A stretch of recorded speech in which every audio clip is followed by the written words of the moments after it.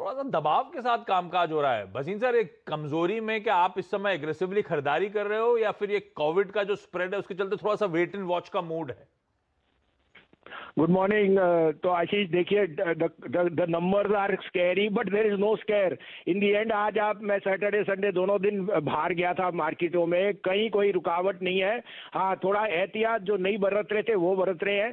So I think business will be normal. The headline numbers are scary because of the second wave.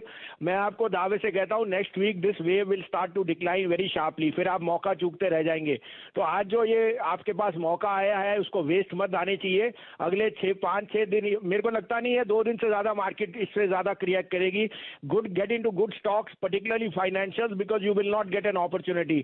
In fact ICICI, HDFC are very very well capitalized, they don't even need to raise capital. Same is the case with the NBFCs. Bajaj finance is giving you once in a 6 month opportunity. आज के लिए मेरे 2 picks हैं, और by the way disclosure दे दूं कि HCL tech is hit a new 3 month high at 1030। That continues to be my out performer.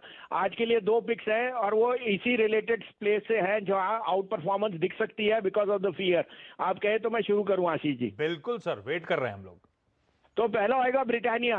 Undoubtedly will be the biggest gainer of this lockdown and parcel.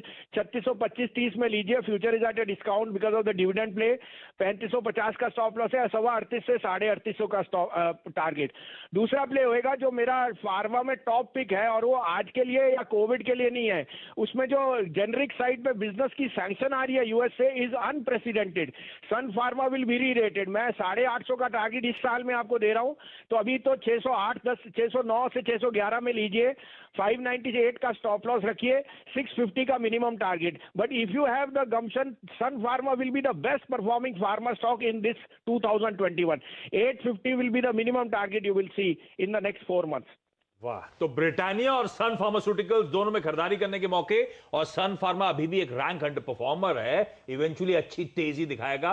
Bhasin sir लगातार mention करते रहे stock को, और अभी भी खरीदारी करने के मौके 650 के टारगेट्स, और इवेंचुअली कह रहे हैं अच्छी खासी 800 850 तक के लेवल्स देखने को मिलेंगे। भसीन सर, आपने ब्रिटानिया की बात छेड़ी, उसके चार्ट चेक पे मैं जाऊंगा, लेकिन ये HUL, ये नेस्ले, ये जब कोविड की शुरुआत हुई थी पिछले साल इसी समय, तो इन स्टॉक्स ने अच्छा आउट परफॉर्मेंस दिखाया था। उसके बाद फाइनेंशियल ईयर में ठंडे पड़ गए।